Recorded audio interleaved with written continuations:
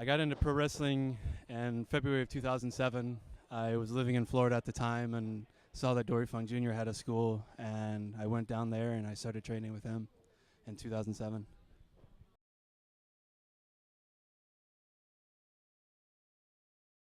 Training with Dory was great. It was always an adventure from day to day. It was about 4 to 5 days a week training for sometimes 4, sometimes 6 hours a day, just depending.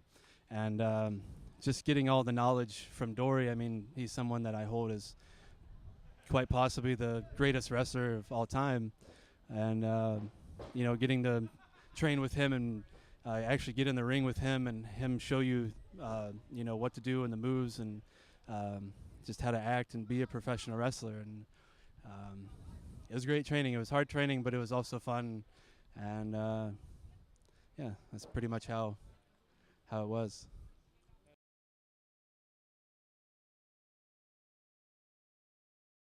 Some lessons I learned were really just how to be a pro in wrestling and control yourself. You get in there, you don't know really who you're wrestling. You don't really, know what the other person's capable of. So you have to take care of yourself, and you have to be a professional at all times. And really, those kind of lessons, just life lessons in general. Just being a mentor and a coach, but more like a father figure to me. Training with him, just giving me things that I'll hold close to myself.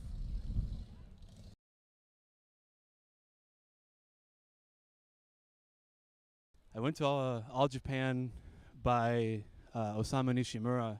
He came when Dory was doing his retirement tour in March of 2008, and he came down a few times, and I got to wrestle him in a few training matches, like hour-long matches, just to see what my level was at for wrestling. And throughout those tryouts and everything, was able to go to All Japan and train in the All Japan dojo in October of 2008 through November 2008. So that's pretty much how it happened.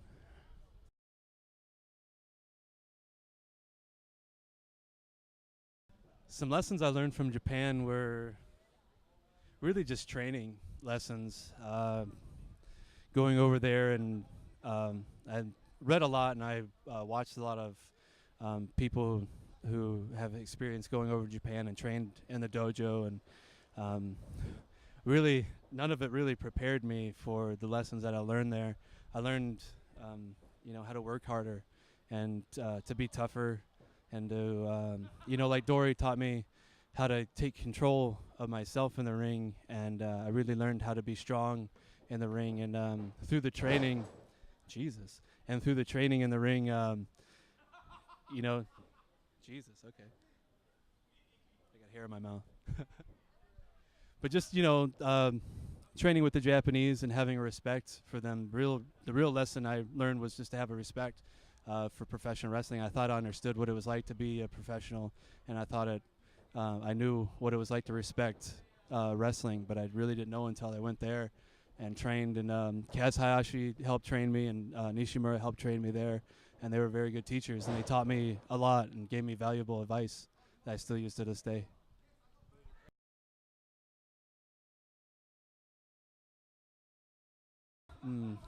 My proudest moment would probably be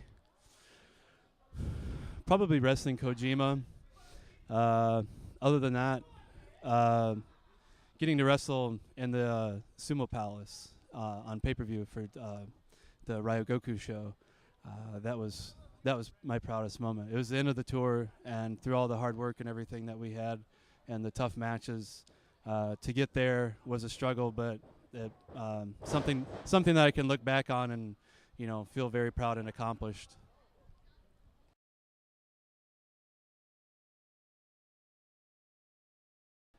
I pretty much just showed up.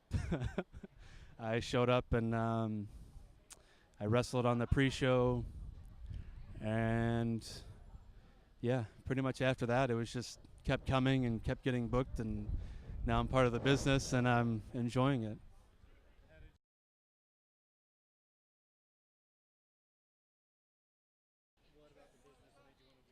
Yeah, I I had seen what they were doing in the business, and I really enjoyed Jojo Bravo. And Angel Blue is a hell of a fighter. You know, she's great. And True came up to me. He said, "Hey, we've seen what you do, and we like you. How would you like to come aboard?" And I said, "Well, fuck, I don't know why I wouldn't want to. You know, they're just a powerful group, and now we're even more powerful. We got Ricky Ramita. You know, we were able to get him away from all the evils and terrors that Jack Jameson and Bolt Brady were putting him through with the electric company, and now Ricky Ramita is being groomed by myself, Jojo Bravo, Angel Blue, Chris True, the business, to be the very best. He's no longer going to be held back, and that's exactly what I saw. I saw myself being held back by myself, and I surrounded myself with those great people, the people that I need in my life. So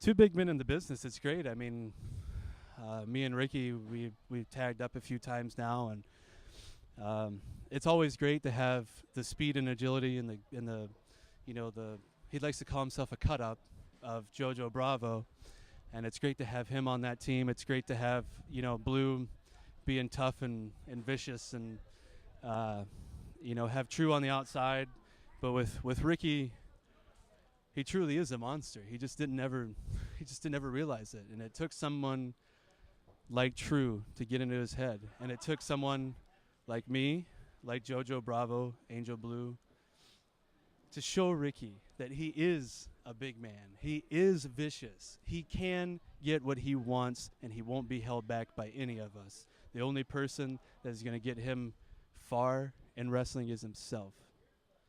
And now he understands that with the help of the business.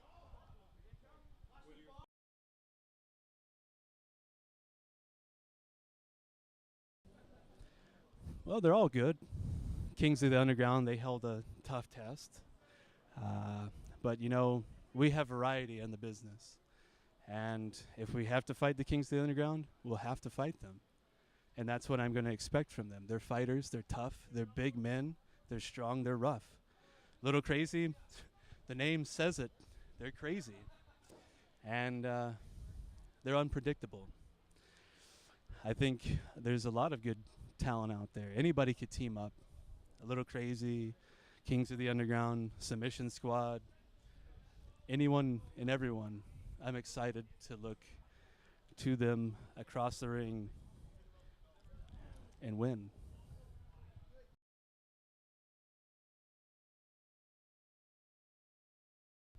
My thoughts on Ricky Starks is he's a hell of an athlete. If you want to know honestly, he's a hell of an athlete. He impressed the hell out of me last month against Vega. And what else can I say about him? He's a hell of an athlete. And I know I'll be in the ring with him, and I'll enjoy beating him because that'll just make me even better.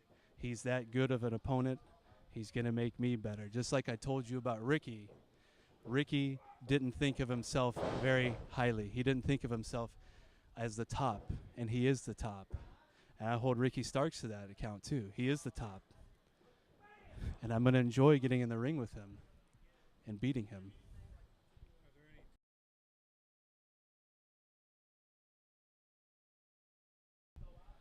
I'm looking to grab as many titles as I can. Right now, I'm in the business for the tag team champions. Angel Blue just won the Queen of Queens and won the Anarchy televised championship.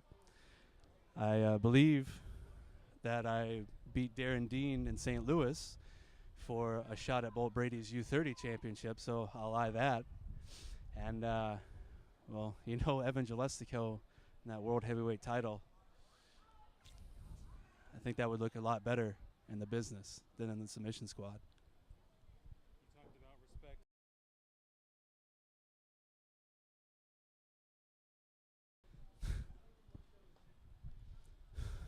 You know, like I said earlier about respect is something that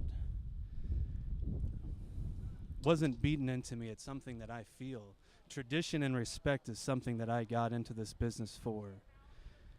That heavyweight championship that Evan Jalestico just so happens to want to throw in the trash. He wants to step on it.